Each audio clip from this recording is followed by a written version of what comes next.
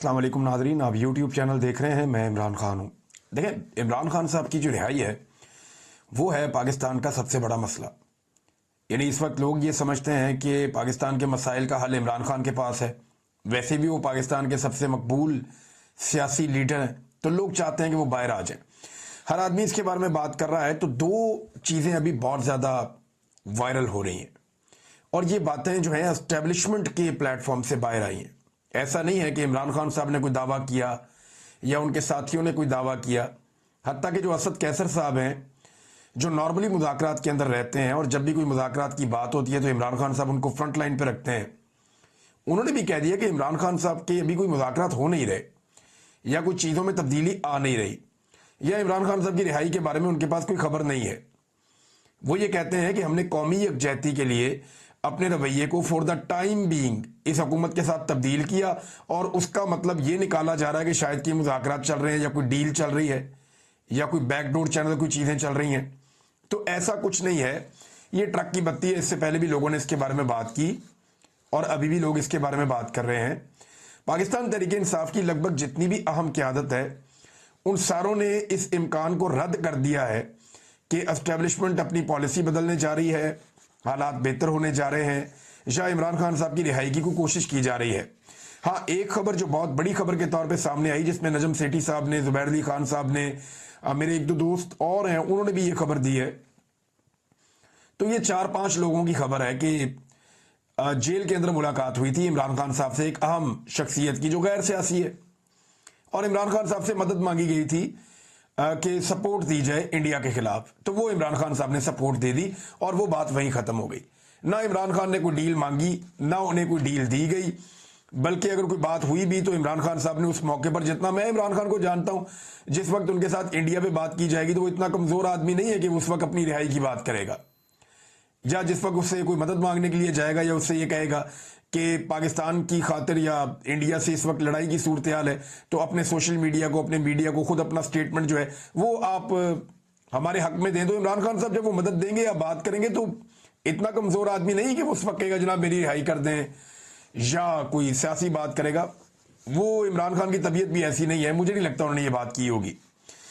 दूसरी जानिब से बात हो तो हो, अब देखें दो तरह की खबरें हैं। सहाफ़ी, दानिश्वर, सियासतदान सारे फंस गए हैं, मुश्किल में पड़ गए हैं। जो लोग ये कहते हैं, देखो अवाम तो बाहर देखना चाहती है इमरान खान को, अक्सरियत ये कहती है, मगर फैसला ये अदालतों में नहीं होना है इमरान खान के बाहर आने का, ये फैसला कहीं और होना है। जिस वक्त देखें, अब इमरान खान को उसूली तौर पर जेल में होना ही नहीं चाहिए, क्योंकि उनके तकरीबन सारे केसेस फारग हो गए हैं।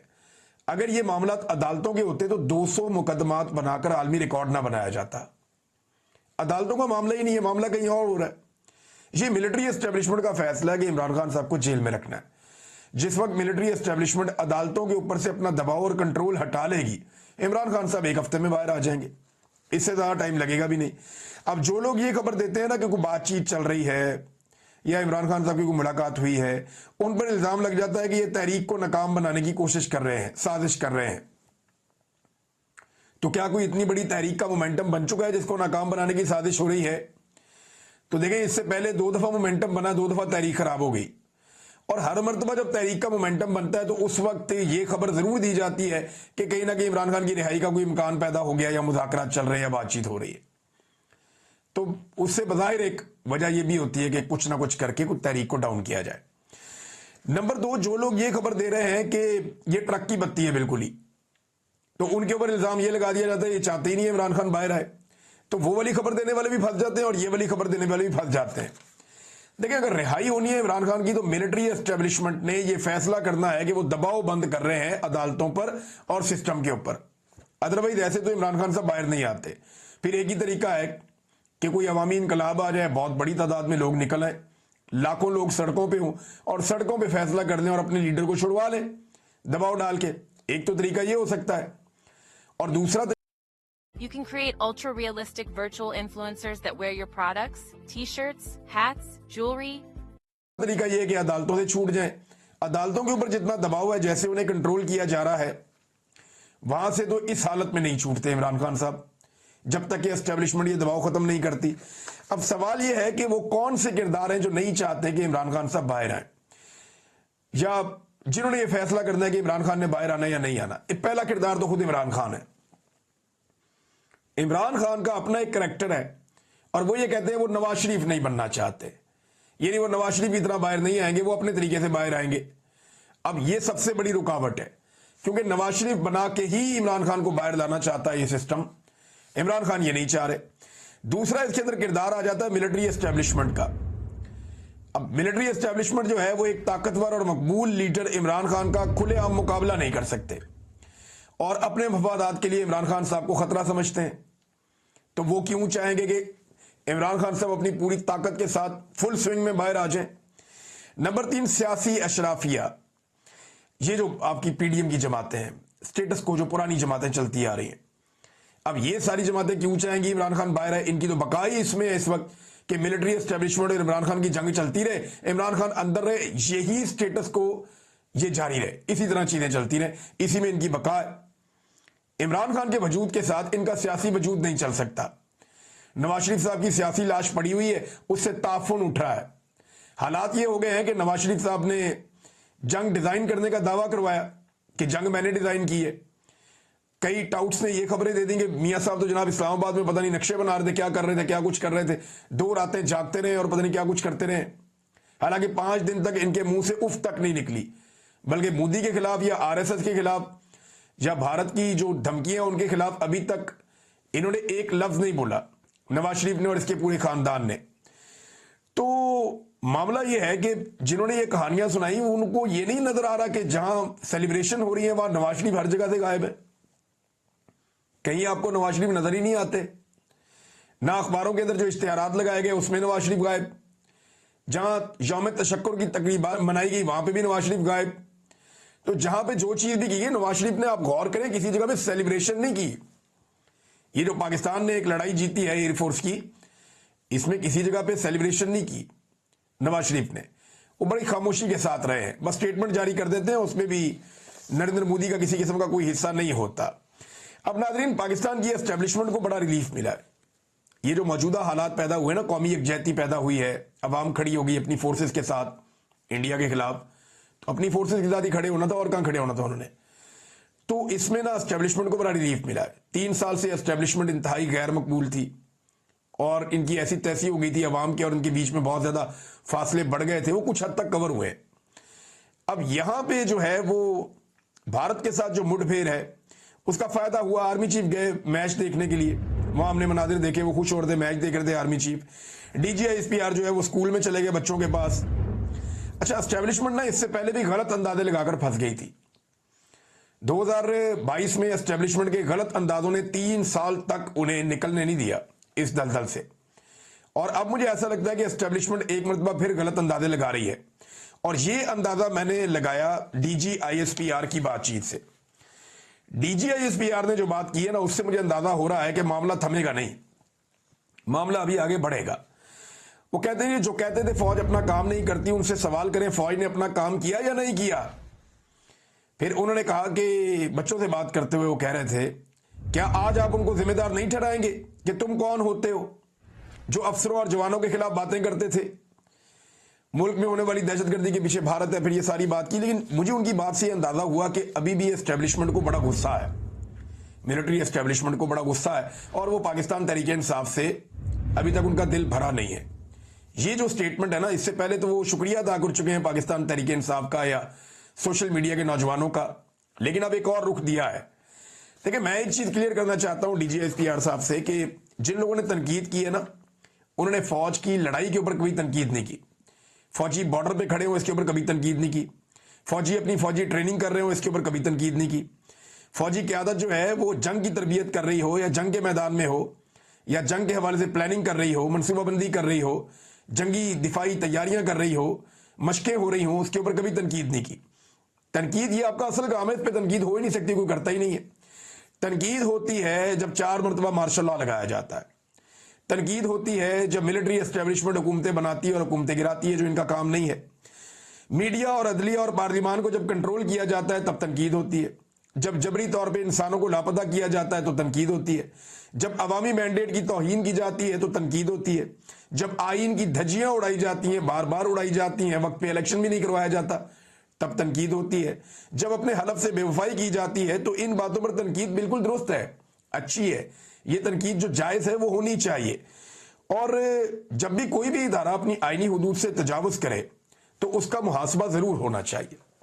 Already monetizing it? Why not try to earn even more? I'm Daniel, and I will explain how to monetize Facebook traffic right. DGISPR बताएं ना कि किस जगह पे कोई ऐसी तनकीद पाकिस्तानियों ने की है या पाकिस्तान के नौजवानों ने की है जहां पे फौज अपना काम कर रही थी और नौजवानों ने और पाकिस्तानियों ने उनके ऊपर तनकीद शुरू कर दी। ऐसा तो नहीं हुआ। वो तो बहुत आटे में नमक के बराबर कुछ लोग हो सकते हैं, वो हर मुआशरे में हर मुल्क में होते हैं, इंडिया में भी हैं, अमेरिका में भी हैं, यूरोप में भी हैं, आटे में नमक के बराबर, लेकिन वो नुमाइंदगी नहीं करते पूरे पाकिस्तान की। ये जो पाकिस्तानियों ने तनकीद की है वो एक गैर आईनी किरदार के ऊपर तनकीद की है। वो तनकीद की है बंद कमरों के उन फैसलों पर जो अवामी मैंडेट के खिलाफ गए या अवामी राय के खिलाफ गए। तो वो तनकीद तो बिल्कुल जायज थी और बिल्कुल दुरुस्त तनकीद थी और इसी तनकीद से पाकिस्तान आगे बढ़ेगा। नाज़रीन, न्यूयॉर्क टाइम ने एक खबर दी है, वो खबर मैं आपके सामने रखता हूं, लेकिन उससे पहले नजम सेठी साहब ने इंडिया और पाकिस्तान की जंग के हवाले से कुछ दावा किया। अब उन्होंने ये कह दिया कि ये जंग का जो आगाज था ये एक फरेब था और एक ड्रामा था। भारत ने पाकिस्तान को पहले ही बता दिया था और आंख मार दी थी कि जनाब हम फला फला जगह अटैक करने आ रहे हैं, तो तुसी जरा अपना बंदोबस्त कर लो। और पाकिस्तान ने उन सारी जगहों को खाली भी करवा दिया था। ये खबर मैंने आपको दे भी दी थी कि 1000 मदरसे तो आज़ाद कश्मीर में खाली करवाए गए थे। फिर जो यहां पे था मुरीदके वाला वो भी खाली करवाया गया, भावलपुर वाला वो भी खाली करवाया गया। बाकी जहां जहां पे इंडिया ने अटैक किया वो तमाम मदारिस और वो जगह, वो मस्जिदें पहले से खाली करवा ली गई थी। वहां शहादतें इसीलिए कम हुई हैं, वरना हजारों लोग वहां पे मौजूद होते हैं। तो इंडिया ने पहले पाकिस्तान को आगाह किया कि हम ये करने जा रहे हैं। वो तो अपने लोगों को इसका मतलब बेवकूफ बना रहा था। वो तो सिर्फ और सिर्फ चंद इमारतें गिरा के भारत के अंदर अपनी सियासत खड़ी करना चाह रहे थे और पाकिस्तान को आइडिया था कि ये कहां पे आकर अटैक करेंगे, इसके बावजूद उन्होंने अटैक कर दिया। अब ये दोनों मुल्कों की क़यादत के ऊपर एक बड़ा संगीन किस्म का मामला बन जाता है। इस पे राहुल गांधी ने एक ट्वीट किया है और ये जो स्टेटमेंट है ये उनके फॉरेन मिनिस्टर ने दिया है भारत के। राहुल गांधी कहते हैं informing Pakistan at the start of our attack was a crime. ये एक जुर्म था कि हमले से पहले, हमले के आगाज से पहले पाकिस्तान को आगाह किया जाए। और जनाब ये वो कह रहे हैं कि मिनिस्टर ने पब्लिकली एडमिट कर लिया इस बात को कि गवर्नमेंट ऑफ इंडिया ने ये किया है, कि भारतीय हुकूमत ने ये किया है। ये बात जो है वो फॉरेन मिनिस्टर ने बाकायदा इसको एग्री कर दिया है, इसको मान लिया है और ये बात जो है एडमिट कर ली है। अब 2 सवाल उठाए राहुल गांधी ने, ये बड़े अहम सवाल है। नंबर 1, उन्होंने कहा कि ये करने के लिए आपको ऑथोराइज किसने किया था, यानी ये करने की अथॉरिटी आपको किसने दी थी कि आप पाकिस्तान को आगाह करें कि हम फला फला जगह अटैक करने आ रहे हैं, लिहाजा आप अपना बंदोबस्त कर लें। ये अथॉरिटी पाकिस्तान को बताने की भारत की हुकूमत को किसने दी थी? राहुल गांधी ने पहला सवाल उठाया। दूसरा सवाल राहुल गांधी ने जो उठाया वो ये है कि how many aircraft did our air force lose as a result, और इसके नतीजे में हमारी एयरफोर्स ने अपने कितने तैयारे खो दिए। अब ये दोनों सवाल आपस में बहुत मिलते हैं। देखें, पहले वो कह रहा है कि ये इंफॉर्मेशन पाकिस्तान को किसने दी, और क्योंकि आपने पहले पाकिस्तान को ये इंफॉर्मेशन दी थी लिहाजा जब आपके तैयारे गए और जाकर उन्होंने मुख्तलिफ जगहों पे अटैक किया तो ये इंफॉर्मेशन क्योंकि पाकिस्तान के पास पहले से थी तो इसके नतीजे में उनकी एयरफोर्स ने फौरी तौर पर रद्द-ए-अमल दिया और आपके तैयारे तबाह कर दिए। अब आप ये बताएं कि कितने तैयारे पाकिस्तान ने तबाह किए इस इंफॉर्मेशन को देने के नतीजे में, और ये एक जुर्म है जो आपने किया। ये भारत में मुकदमा बना के राहुल गांधी ने भारतीय हुकूमत के गले में डाल दिया। अब अगर वहां की हुकूमत इस मामले को ठीक तरीके से टैकल ना कर पाई और वहां की अपोजिशन ने इस मामले को तगड़े तरीके से उठा लिया तो याद रखिएगा भारत जैसे मुल्क में यह बहुत बड़ी मुसीबत बनने जा रही है बीजेपी के लिए। पाकिस्तान के अंदर बहरहाल कुछ नहीं होगा। पाकिस्तान में तो आपको पता है एस्टेब्लिशमेंट जो चाहती है, जहां चाहती है मामला ले जाती है। नजम सेठी साहब ने खुलकर बता दिया कि ये लड़ाई शुरू में एक ड्रामा थी और जिस तरीके से ये ड्रामा हुआ है, और वो ये भी कह चुके हैं कि पाकिस्तान ने कोई जवाब नहीं देना था, ये फैसला भी हो चुका था। हालांकि हम सब बार बार कहते जवाब दो जवाब दो जवाब दो। तो नजम सेठी ने बताया जनाब कि नूर खान एयरबेस पे अगर भारत अटैक ना करता तो फिर ये जवाब कभी भी ना देते। लेकिन फिर मजबूरन बाद में पाकिस्तान को जवाब देना पड़ा, क्योंकि एयरफोर्स को खड़े खड़े ही वो तबाह करने की कोशिश कर रहे थे। तो इससे अच्छा है कि हवा में जाएं और जाकर मुकाबला करें, और शानदार मुकाबला किया पाकिस्तान एयरफोर्स ने। अब नाज़रीन, मैं ये जो आपको कह रहा हूं ना कि किसी किस्म का कोई मफामत नहीं होने जा रही, मुझे जो दिखाई दे रहा है, क्योंकि मुस्लिम लीग नून का एक खास मीडिया सेल एक्टिव किया गया है। इसकी बड़ी जबरदस्त कोऑर्डिनेशन इदारे के लोगों के साथ भी है मेरी इंफॉर्मेशन के मुताबिक, और एक मरतबा फिर से गद्दारी का चूरन बेचना शुरू कर दिया गया है। जब मैंने अपना ई कॉमर्स का काम शुरू किया था ना, तो सिर्फ एक दुख था मुझे। वो दुख ये था कि ये काम मैंने पहले क्यों नहीं शुरू किया। इमरान खान साहब, उनकी पार्टी पाकिस्तान तहरीक इंसाफ और उसके लोग, और मीडिया की वो आवाजें जिन्हें नवाज शरीफ और उसके सहूलतकार काबू नहीं कर पाए, खरीद नहीं पाए, डरा नहीं पाए, उनके खिलाफ गद्दारियों के फतवे अब जारी किए जा रहे हैं। और इस नफरत को फैलाने में वो अकाउंट्स पेश हैं जिन्हें मरियम नवाज फॉलो करती है खुद से। तो धड़ाधड़ जो है वो गद्दारियों के, बगावतों के, इनके फतवे फैलाए जा रहे हैं, मुल्क दुश्मनी के टाइटल बांटे जा रहे हैं लोगों में, और उसमें इस नाचीज का नाम भी है, बहुत सारे और लोगों के नाम भी हैं, और ये डेलिबरेटली किया जा रहा है। तमाम इख्तलाफी आवाजों को दबाने की पूरी कोशिश की जा रही है। ये सारे अकाउंट्स नवाज शरीफ और उसके खानदान से अब तक ये पूछने में मुकम्मल तौर पर नाकाम है, जो ये प्रोपेगेंडा कर रहे हैं कि भाई 5 दिन तक तुम्हें क्या हो गया था, तुम क्यों चुप थे 5 दिन तक, तुमने एक लफ्ज क्यों नहीं बोला, तुमने मोदी को जवाब क्यों नहीं दिया, तुमने अभी तक आरएसएस का या जो भारत की दुश्मनी है या उनकी ललकार है उसका जवाब तुमने अभी तक क्यों नहीं दिया। ये गद्दारी का सर्टिफिकेट बांटना है तो उनको बांटो। यही सारे अकाउंट इस सेल के ये मुकम्मल तौर पे खामोश थे जब इंडिया पाकिस्तान के खिलाफ प्रोपेगेंडा कर रहा था, और उस वक्त जिन लोगों ने उस प्रोपेगेंडा का जवाब दिया, आज ये सारे अकाउंट एक्टिव होकर उन लोगों के ऊपर फतवे लगा रहे हैं, उन लोगों को दीवार के साथ लगाने की कोशिश कर रहे हैं। लेकिन ये पहले भी इन्होंने ये खेल बहुत खेला है, ये अभी भी बहुत ये खेल खेलेंगे, क्योंकि एस्टेब्लिशमेंट का एक तरीकाकार होता है, याद रखिएगा, कि ये हमेशा अपने मुखालिफ को गद्दार डिक्लेयर करते हैं। किसी मौलवी के वफाद के खिलाफ आप आ जाएं तो वो आपका इस्लाम खतरे में हो जाता है, आप गुस्ताख हो जाते हैं। सियासतदान के खिलाफ आप हो जाएं तो आप फौरी तौर पे हो जाते हैं, वो आपको करप्ट कह देगा, बेईमान कह देगा। लेकिन अगर आप एस्टेब्लिशमेंट के मफाद के खिलाफ हो जाएं तो आपके ऊपर सबसे पहला फतवा लगता ही गद्दारी का है। तो यहां पे जो है वो गद्दारी वाला काम जो है वो एस्टेब्लिशमेंट की मदद के बगैर या उनकी मंशा के बगैर तो हो नहीं रहा, और ये काम अब से भी नहीं हो रहा, बहुत पुराना हो रहा है। हमेशा किरदार बदल जाते हैं, कभी इमरान खान गद्दार होता है, कभी नवाज शरीफ गद्दार होता है, कभी बेनजीर गद्दार होती है, कभी कोई सिक्योरिटी रिस्क होता है, कभी जरदारी गद्दार होता है, कभी जुल्फिकार अली भुट्टो गद्दार होता है, कभी फातिमा जिन्ना गद्दार होती है, कभी लियाकत अली खान गद्दार होता है, कभी शेख मुजीब गद्दार होता है, कभी कोई कभी कोई कभी कोई। तो ये गद्दार बदलते रहते हैं। लेकिन जिन्होंने आइन से गद्दारी की उनके ऊपर गद्दारियों के मामलात नहीं चलते, ये एक अफसोसनाक बात है। नाज़रीन, न्यूयॉर्क टाइम ने एक दावा किया और उन्होंने सबूतों के साथ ये बताया। न्यूयॉर्क टाइम ने बताया कि जनाब जो भारतीय मीडिया ने किया ये बहुत बड़ी ज्यादती थी। जंगी जनून में भारतीय मीडिया ने बढ़ चढ़कर झूठ को फैलाया, जिसमें भारत के मीडिया के वो ग्रुप भी पेश हो गए जिनकी कोई क्रेडिबिलिटी थी, जिनके बारे में कहा जाता था ये ठीक खबर देते हैं, बैलेंस खबर करते हैं, लेकिन अच्छी साख थी उनकी, उन्होंने भी अपनी साख तबाह कर ली इस पाकिस्तान और भारत की लड़ाई के बीच में। भारतीय मीडिया जो है पूरा का पूरा एक ही लय में बह गया और उन्होंने वो कुछ कर दिया जो मीडिया को कभी सूट नहीं करता। और एक और मजे की बात यह है कि भारतीय मीडिया को एक और बड़ा शौक है कि वो अपने उर्दू प्रोग्रामों में भी पूरा पूरा सेगमेंट अंग्रेजी में कर देते हैं जानबूझकर, और वो इसलिए करते हैं ताकि इंटरनेशनली प्रोपेगेंडा कर सकें। मजे की बात यह है कि इस मरतबा उन्होंने इतना भोंडा प्रोपेगेंडा किया और उसका नतीजा इतना उलट निकला कि पूरी दुनिया को पता चल गया कि भारत क्या कर रहा था। झूठ भी बोला, फ्रॉड भी किया और इंटरनेशनल लैंग्वेज में किया ताकि सारी दुनिया को पता चले कि भारतीय मीडिया झूठ बोलता है।